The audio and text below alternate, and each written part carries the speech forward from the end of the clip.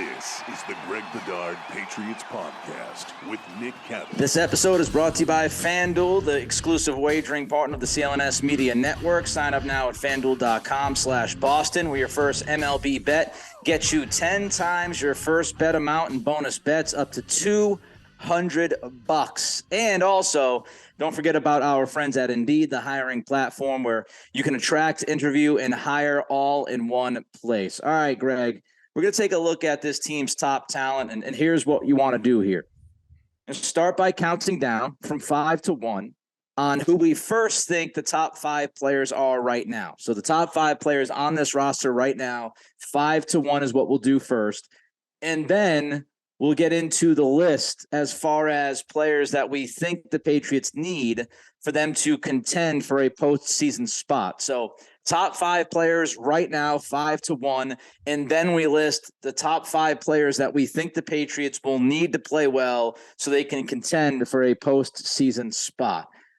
So let's just dive right in. You're back from some time off with the family. I know you got stuff to do. I'm trying to pack up this house. So again, I apologize for the cavernous audio, but it is what it is. Let's get to the top 5 players right now. Greg Bedard, on your list, on this roster. Let's start with 5. So just to give people a little bit of background, this sort of came off from, I think Mike Giardi started this, and it's been sort of spreading by like wildfire, but I wanted to do a different twist on it. I mean, it's the dead time. We got a couple weeks until training camp. Nothing's going on. No news on DeAndre Hopkins. No news on Dalvin Cook.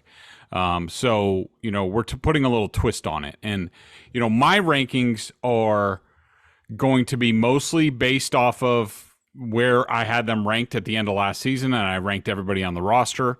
And then we'll get into, if the Patriots are to contend for the postseason and to get into the postseason and maybe win a game or two, how the top 5 changes for that. So as of right now, my number 5 player, and this will be a little bit controversial because I actually think he finished 12th in my ratings for last season when I went back and looked at it.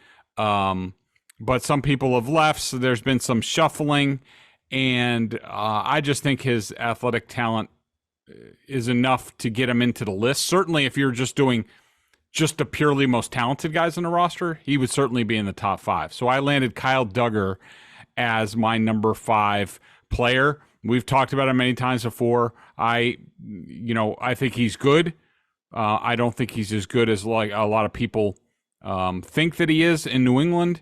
He is, if you look at PFF's rating, when they went through like the top 20 safeties, he wasn't on the list. Fowler just did his list pulling NFL executives, and Duggar didn't make the top 10. I think he finished like 12th, basically like in the next group. So, I'd say that's fair. I would say somewhere in the around 12 to 20 in the NFL, but for this Patriots team, I put him at number 5. I'm going to go a little outside the box, I think, for some people here, but I'm going to put Juwan Bentley, who for me is rising up on my personal board. You go back 2 years ago, Greg, we were talking about this guy. Can he do anything in coverage? Will he, impact the game in that aspect? And he has steadily improved in pass coverage. He at least can now hold his own water a little bit in that aspect. And I think he just continues to be better every single year. He's a captain kind of personality on this team. He's somebody that is going to lead this team. So I go with Juwan Bentley as my 5th guy. I'll jump to my 4th guy here. We can go back and forth. My 4th guy is your 5th guy, and that's Kyle Duggar. I think the big question for Kyle this year is whether or not he's going to take that final step into being an elite guy. You mentioned Jeremy Fowler's list. Wherever you feel he is, whether he's 5 to 10, whether he's 10 to 13, 10 to 15, is he going to take that step? I thought you brought up a great point, Greg, that's not talked about enough with Duggar, his age. We all kind of think of him as a younger guy because he was just drafted a few years ago. He came into the league older than usual. So this could be his ceiling, and that's not a bad thing. He's very good. But can he take that next step? Does he have more within his game to be truly elite at his position? What does Devin McCourty's absence mean for his role? Will he be asked to do more? Will he do some things differently? But I think this is a big year for Duggar. He's got to be in the top 5, though. Yeah, I totally agree with that. And his age is certainly a factor on whether can he go up to another level, being 27 years old. If he was 24, you would say, all right, chances are, yeah, he's got another level to go. This might be who he is, which is fine. Will the Patriots pay for that? We shall see. Number 4 on my list was Rhamondre Stevenson. He's a guy that you could argue could be higher up the list. I do think he was a victim of circumstances this past season in that, Damian Harris dealt with injuries all season, and they had a couple rookies there, and he had to carry the whole load, and that's never good for anybody. He did a good job with it. He expanded his repertoire into the pass game and was sort of a dual threat for this team. So that was nice to see, and nice to see going into the season. But, if Harris was there to share the load a little bit more, I think Stevenson would have been even better, more effective. Of course, there were offensive line issues, which also sort of dinged Stevenson's production last year. But I still think he's the number 4 guy for me. All right, who's number 3 on your list? So I have Michael Wenu, the right guard. His stats last year weren't eye-popping. I went back and looked. I had him for 17.5 total QB pressures, which is basically like 1 a game. It's pretty good. 13 stuff runs is a little bit of a lot. He was second on the team to Cole Strange's 27, which leaves you room for growth. But, I think every time I turned on the film and did my study, I thought that, he was borderline pretty much every game in consideration for 3 up, somewhere in the top 5, almost every single game. There were a couple rough patches in there when they went against a bunch of really good interior guys, but I still think he did a really nice job. He was impressive, and to me, he is the 3rd best player on the Patriots, right now. Of course, he's coming off an injury thing, so we'll need to see where he is, but right now, I would say he's the 3rd best at his job on this team. My 3 was your 4. I'll go Stevenson, legitimate number 1 back.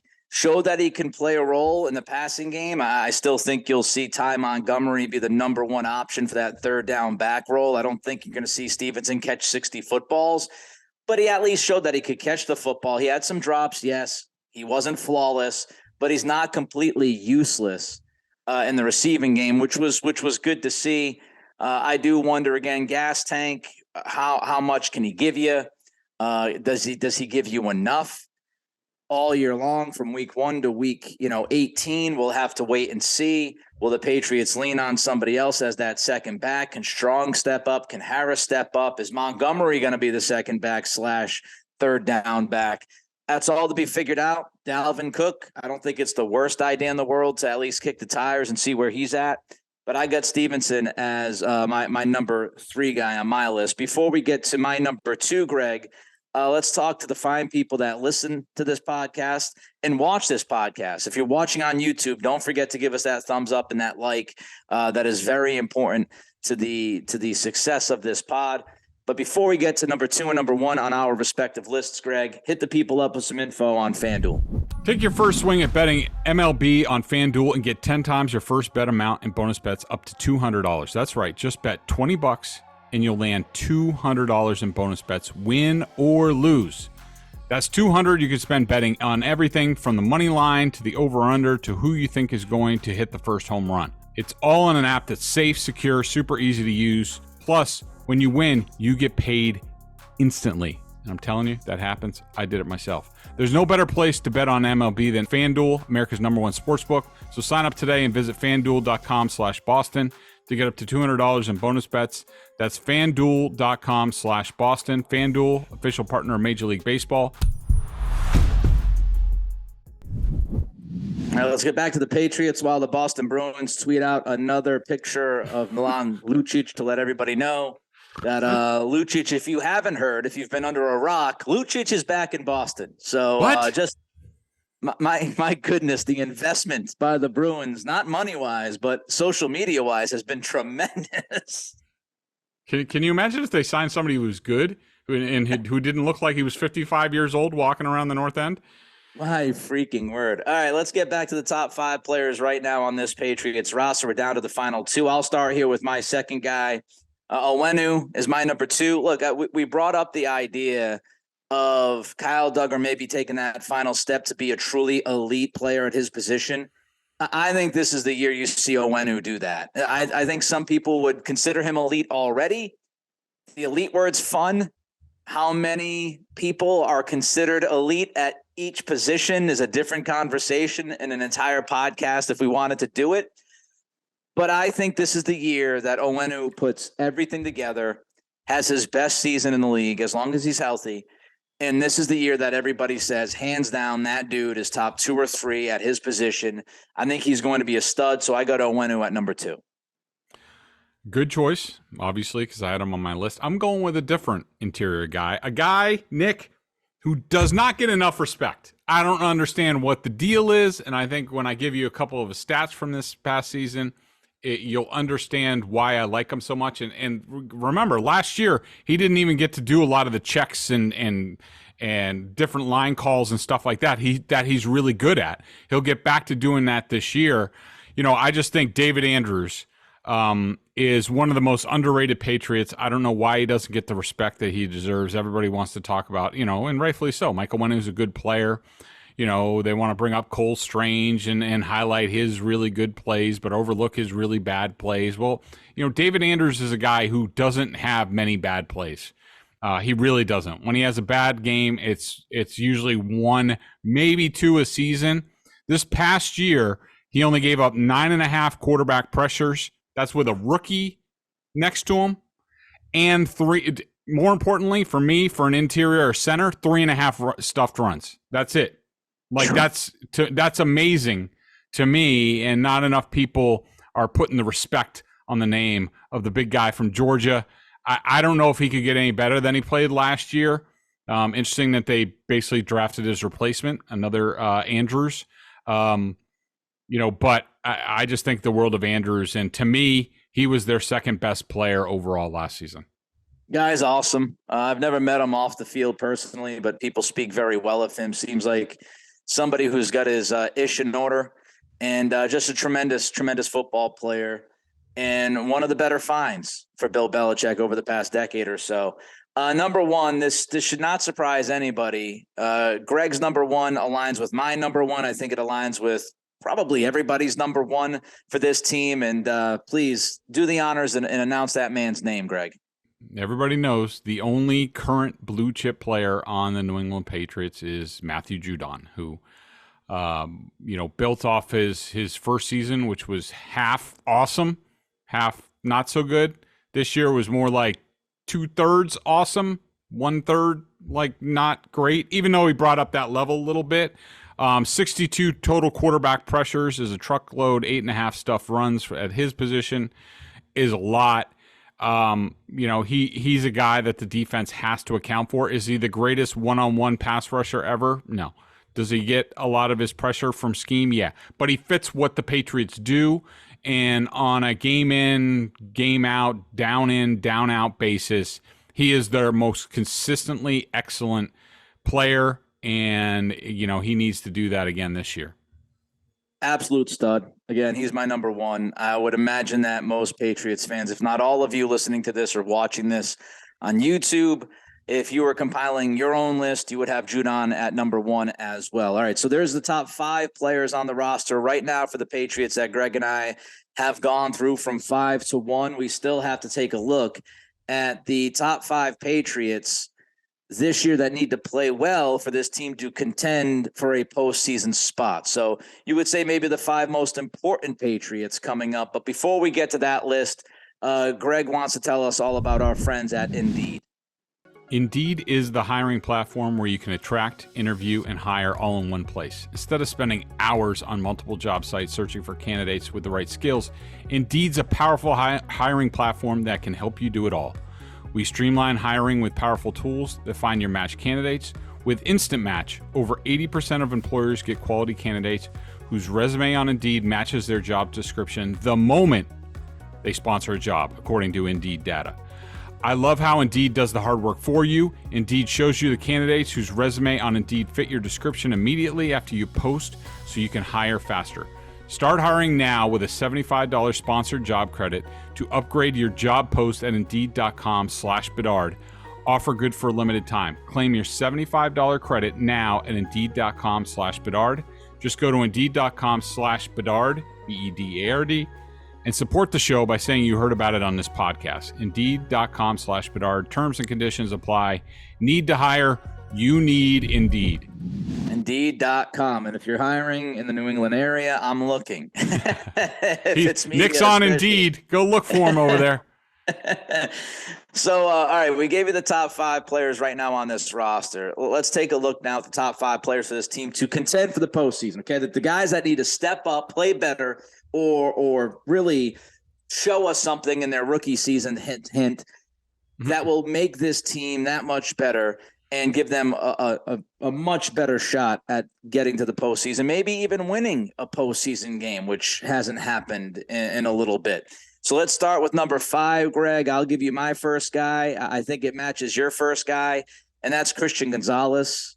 His ability to be a true number 1 outside corner could make this defense top 3. I know there's some back and forth, and you've been a part of this argument saying, yeah, the Patriots defense statistically and analytically last year was good, but against really good quarterbacks, they were not as good. And you've got to factor in all of that. And you look at the schedule this year, and they've got a really tough schedule against a murderer's row of quarterback talent. If Christian Gonzalez can be that number 1 corner on the outside, I think at all 3 levels, you're sitting really, really well as a defense.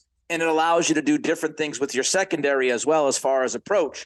So Christian Gonzalez, I think, is vital to this team and this program this year. If he could be a number 1 guy, he doesn't have to be Sauce Gardner, but if he gives us at least some of that, you got to feel really good, not only about the long term, but also this season as a Patriots fan.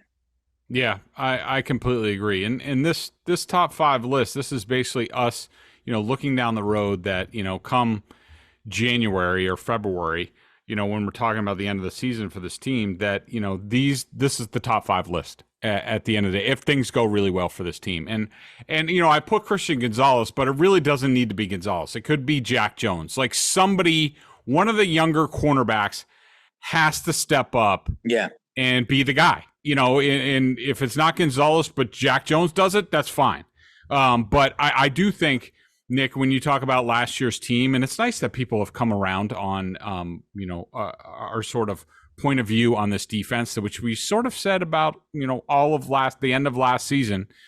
We've been here. Welcome everyone else to the argument that, that this team was really inflated against some really bad backup quarterbacks and struggled against the better guys. And I think what they've done at cornerback, re-upping Jonathan Jones, drafting Christian Gonzalez in the first round, hanging on to Jack Jones when many other teams might have let him go after, his sort of second strike as a Patriot within like 6 months.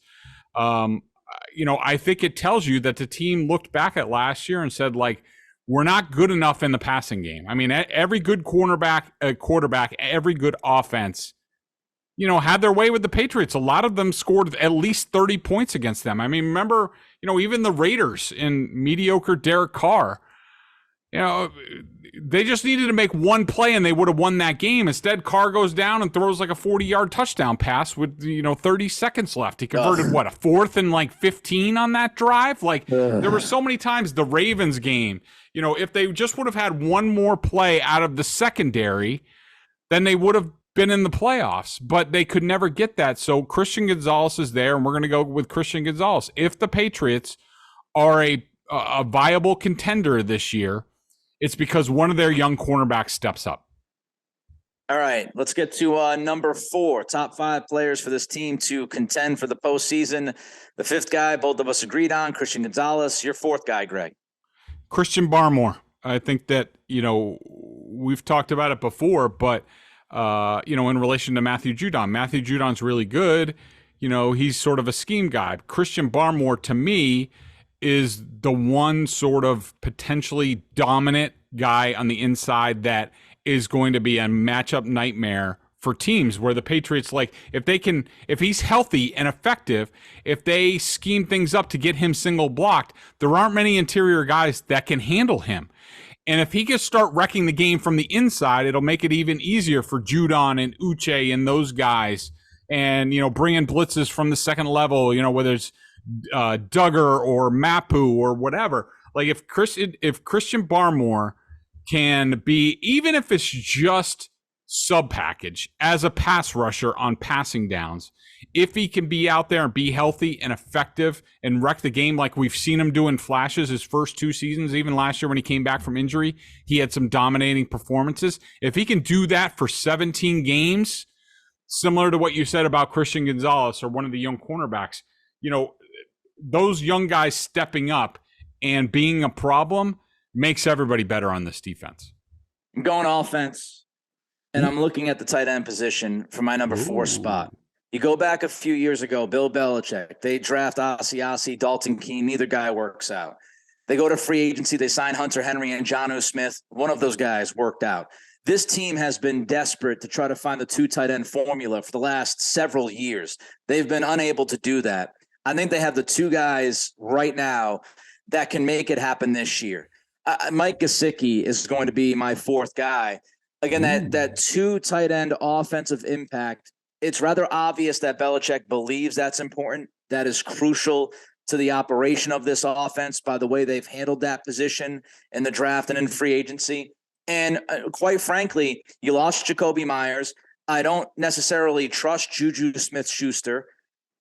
I think you're going to see Gesicki play a vital role in that kind of slot position. He's going to move around a lot. He's going to go down the seam. That opens some things up for this offense. If Gesicki has a very good year and Hunter Henry is good, I think this offense is pretty damn good. They'll help the wide receivers out. And because I have some questions at that wide receiver, especially with their health, I'm going to go Gesicki at number 4. My number 3 is also somebody that you have at number 3. We agree on this one. Ooh. And that's Trent Brown. And I saw the tweet yesterday. I forget who it was, but Trent Brown's working out with some other people. Thank God. Hopefully that means that he's going to continue to work out and continue to lose weight. It wasn't a one-off, sort of like my workouts, when I hit the Nautilus like once a month. It's like not working for me. You got on the exercise bike for like 10 minutes. He's like, all right, I'm going to go to burger. Let's hope it's not that kind of situation. Let's hope that he's out there and he's working his ass off. And maybe, just maybe, he realizes that he did not show up to minicamp the way he should have shown up. But I just think you need him on the left side, Greg. If he's not good on the left side, you got to look at the right side and that domino effect. And then, of course, let's not also forget, look, Cole Strange had a good season last year. All things considered, he improved as the year went along. But I don't want to put more pressure on Cole Strange. I want him to feel comfortable about continuing to improve and develop so he could be a stud left guard in this league. And if you take away Trent Brown and you're trying to put one of the other guys there at the left side, that inherently puts more pressure on Cole Strange. So Trent Brown is my 3rd guy. Yeah, I totally agree. And we talked about it last week with sort of our X factor for this team, that I think he's the swing guy on this team in terms of how the fortunes for the season are going to go. And that is just to hear myself say that out loud, that is a scary proposition that will probably keep me up at night if I'm a Patriots fan or especially a Patriots coach. But, if Trent Brown is not on this top 5 list at the end of this season, I would wager pretty heavily the Patriots have not made the playoffs again. Yeah. I mean, like you said, the domino effect that if Trent Brown isn't manning one of the tackle spots, and I don't really care which one it is, if he could just do a really good job at one of the spots and be sort of like a borderline Pro Bowl talent like he was his first year here, if he gives them that, then they can be really successful. But if he doesn't, then all of a sudden you're talking about Calvin Anderson and Riley Reif and Connor McDermott and Sidney So playing a lot of snaps, and that's not a good proposition. Let's see, Mac Jones had at least 2 X-rays in the first 3 games last year, including when he was out for like a month. You could put the X-ray over under at like 4 if Trent Brown isn't out there and doing a good job and landing on this top 5 list. So yeah, definitely a swing factor on this team. All right, who's your number 2 guy? Judon. I mean, we all know he's still got to be there. I mean, could somebody like Uche do a little bit more and take some of the pressure off him? And, Barmore, could those guys step up a little bit more? Yeah, but I mean, if Uche doesn't have Judon on the other side, if Barmore doesn't have Judon over there also getting attention, then they're going to be easier to shut down on the inside and on the outside. And so, to me, Matthew Judon still needs to be one of the, say, 3 best players on this team if they're going to do anything this season. Probably going to be some people that disagree with this, but I couldn't care less. Holler at me at Nick C Radio on Twitter and just, swear at me, whatever you want to do. I'll mute you. The greatest thing on Twitter still to this day. Elon hasn't touched it. He will soon. He'll ruin that as well. I'm going to stick with the offensive line. Ooh, boo-hoo-hoo. I sound like Bedard here with my overemphasis on offensive line play. But I just have this feeling that you can patch it together defensively and at least be somewhat okay defensively with the talent that they have on that side of the ball. But one of Riley Reif and Calvin Anderson has to be at least good, if not decent, because I don't have a ton of confidence in Trent Brown. And if Trent Brown is not good Trent Brown, and then you've got an absolute nightmare on the right side because Reif looks like he's 150 years old and Calvin Anderson's a turnstile, then everything is screwed. It's all screwed. This year will be miserable. We'll be complaining every week about this offensive line and how couldn't they have drafted an offensive tackle in the first 2 rounds and why didn't they move up instead of drafting Keon White and yada, yada, yada. It's going to be fodder for the Adam Joneses of the world over and over and over again. So please, I don't want to hear Adam screaming and yelling at me about this offensive line when I move back to New England and I'm listening to EEI at times. So Calvin Anderson, Riley Reif, one of those guys has to show up. If they don't, and you're relying on Trent Brown to save the day so then you can double on the right side, I don't feel great about that. Yeah, it's a bold choice. I don't disagree with that. It just popped into my head to cross sports again. So Riley Reif is the Milan Lucic of right tackles. We need some Patriots social media following Riley Reif around. Come on, Stacey James. Stacey James going to come out in post games and just bring out Riley Reif every post game. We got Riley Reif, guys. Riley Reif at the podium. Let's go. Let's talk to him. Hopefully they don't have to wheel him in. He gets helped by like 3 guys up to the podium. He looks like Weekend at Bernie's by week 7. All right, number 1 guy. So you and I, again, we agree on this. We've agreed, I think, on 3 guys. And I think if you're a Patriots fan, and you obviously are, listening to this podcast, watching this podcast on YouTube, unless you're behind enemy lines trying to get state secrets about the Patriots, which we don't have. Although I do have an entertaining story to tell you after this pick here. But we both have Mac Jones. Mac Jones, top 5 players for this team to contend for the postseason. Mac's got to be number 1. Greg, if he stinks, they're not much better than they were last year. Yeah, I totally agree. I mean, I think that, being number 1 on this team, you could argue like he obviously needs to be on the top 5 list. I mean, I just think, if say he gets back to where he was, continues on from where he was with his rookie season. So he wasn't quite, he made the Pro Bowl, but he wasn't quite a Pro Bowler. If he's in the, especially in the AFC, if we're even talking about Mac Jones in the Pro Bowl AFC voting, that means he had a really good season because there are like 10 really good quarterbacks in the AFC. So it's, you can't judge him like Judon will be closer to Pro Bowl voting than, quarterbacks just stacked in the AFC.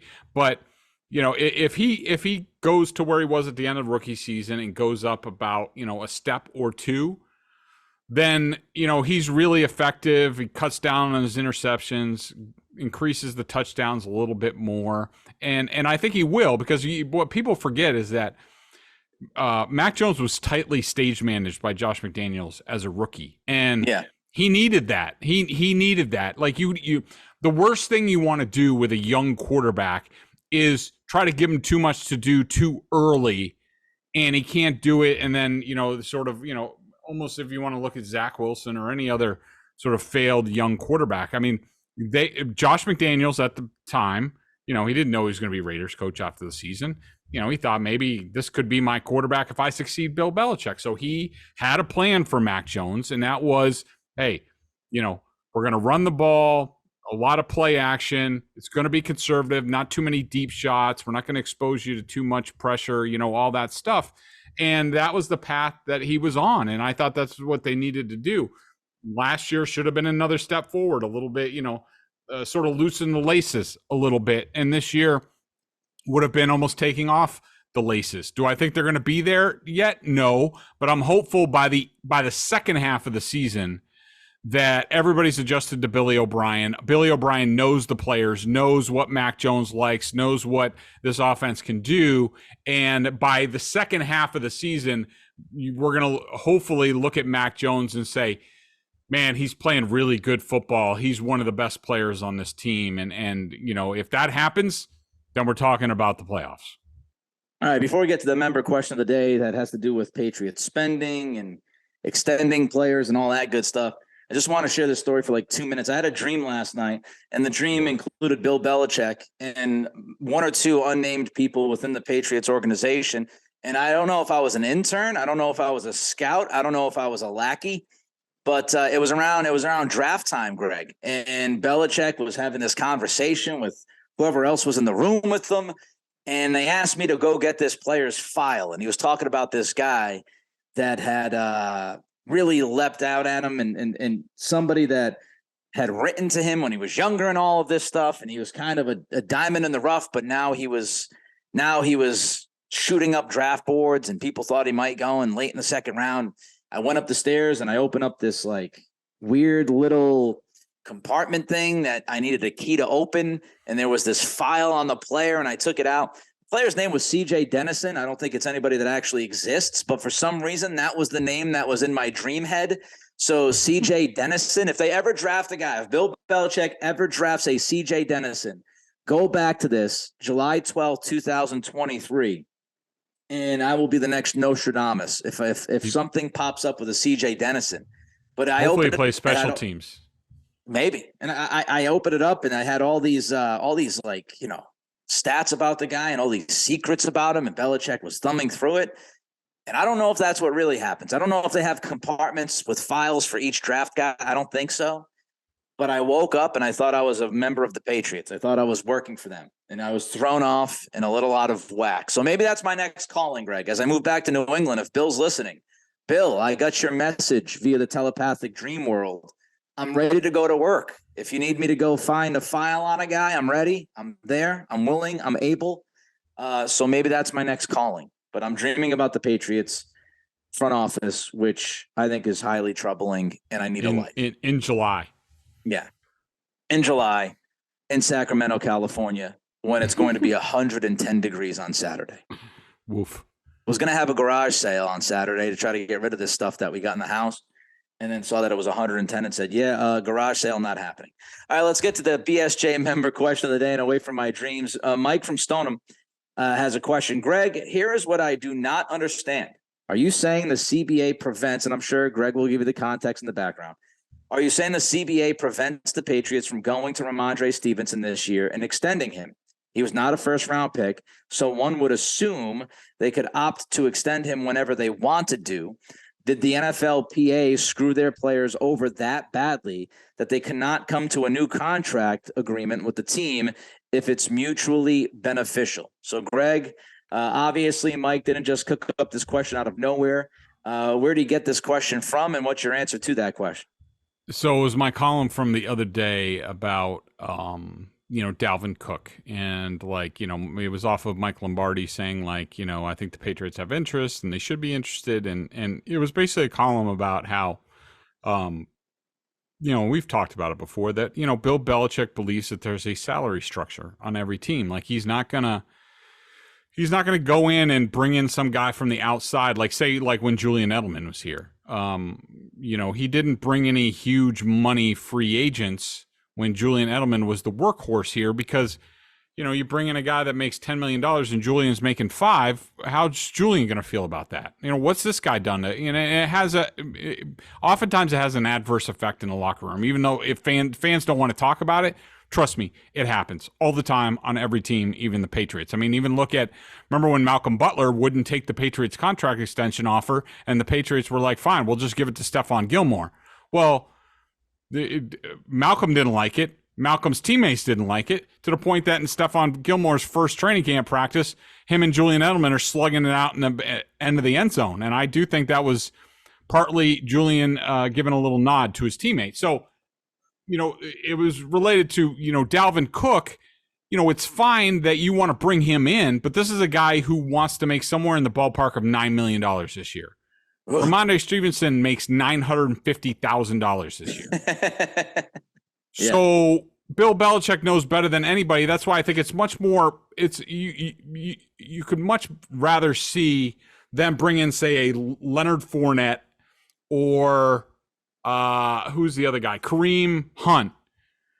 Guys who would take like $3 million plus incentives. Like Rhamondre could deal with that, and it would be clear those guys would be his backup. But if you're paying Dalvin Cook $9 million a year to come in here and take Rhamondre's reps, and take some of his stats for, when he goes for a contract, it's probably not going to go well. So I have a hard time seeing Bill Belichick doing the Dalvin Cook thing unless Cook absolutely wants to take a bargain basement deal, which I don't think he wants to do. So, my point about Rhamondre Stevenson is that he is entering his third year. They cannot redo his contract until after his fourth season. Yes, I think that's correct. I just drew a blank. But whatever, they can't do Rhamondre Stevenson's contract right now. So even if you wanted, in a lot of cases, like say with Devontae Parker, they gave him some future money that maybe makes it better if they bring in DeAndre Hopkins and sign him. They can't do that with Rhamondre Stevenson. Even though he's earned, I think over the cap has his valuation at $10 million a year right now, and he's making less than $1 million. And so the Patriots can't do anything. So, if you're the Patriots, you could go to Stevenson and promise him, hey, we're going to redo your contract. Here's the framework of it as soon as we can. Okay. And maybe Rhamondre is receptive to that, but what happens if he tears his ACL? Are the Patriots going to honor that contract? So, the point of it was, the question from Mike and Stoneham was, it's true. For a first round pick, you have 4 years, then you have the 5th year option. If he was an undrafted free agent, I'm pretty sure they can redo him in 2 years, or possibly after the 3rd. And with every other drafted rookie, it's after their 4th season that they can do their contract. So the point is, the Patriots can't do anything about Rhamondre Stevenson's contract right now, and that makes the Dalvin Cook situation even more complicated. And what they want to, even if Stevenson is good, how far are they willing to go? Let's not get it twisted. The running back position doesn't have a lot of value in the NFL. And I know running backs have talked about that this offseason. Christian McCaffrey said something about it. Saquon Barkley, the latest with him and the New York Giants, is there at a quote unquote stalemate about his contract situation. The running back position does not have a ton of value. It's been proven that you can go scoop guys up, undrafted, late rounds, middle rounds, and replace somebody and get production from that somebody. Are there 2 or 3 running backs that are different? Yes. Those guys are the ones that can catch 60 passes, 65 passes, 70 passes a year. Alvin Kamara, Christian McCaffrey, Barkley, if he's healthy. Those are guys that can be weapons and not just running backs. Rhamondre, as we talked about earlier in this podcast, Greg, he's shown the ability that he can catch the football from time to time, but he's not one of those guys. And so when you're looking at a running back, the vast majority of that running back's production coming from the run game and what he can do with the football when it's handed off to him, there's just not a lot of value. And Rhamondre, he's going to want money. The window is tight, as we know, and it's his right to go out and try to get that money. but I always kind of feel it's a little shaky with any running back as far as how long they're going to be part of your program. You never really know. So many guys come in, they drop off. What, Pacheco last year for the Chiefs, was he 7th round or was he undrafted, the Rutgers guy? Seventh round pick. You can go back. You can go back through the years and just look at who won the Lombardi that year and who was the running back for that team and how did that team land that running back. There's just been so many guys in the middle, late rounds, undrafted, that have paid dividends for teams. Teams are not going to overextend themselves to get a deal done. Now, would the Patriots want to get a deal done with Stevenson earlier because they wouldn't have to pay him as much? I think that's the route. If Stevenson gets to free agency, then I just find it very hard to believe that he'll be back unless he's willing to take a team discount, as they say. That position just isn't very valuable. It really isn't. All right, this podcast brought to you by our friends at FanDuel, exclusive wagering partner of the CLNS Media Network. Sign up now at FanDuel.com/Boston. Your first MLB bet gets you 10 times your first bet amount and bonus bets up to $200. He's Greg. I'm Nick. It's the slow time, but we're going to keep pumping out content. We're a couple weeks away from training camp. I'm hopefully about a month away from actually being feet on the ground in New England. Just stay tuned. Don't forget to listen to this podcast. And when you go to YouTube, don't forget to give us that thumbs up. Until next week, be good, be safe, be healthy.